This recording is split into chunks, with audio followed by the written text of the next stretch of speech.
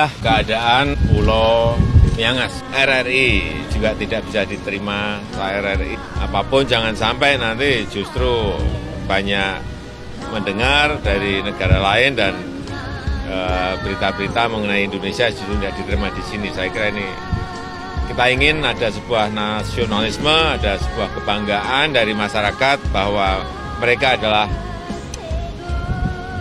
warga negara Indonesia yang masuk dalam negara kesatuan Republik Indonesia yang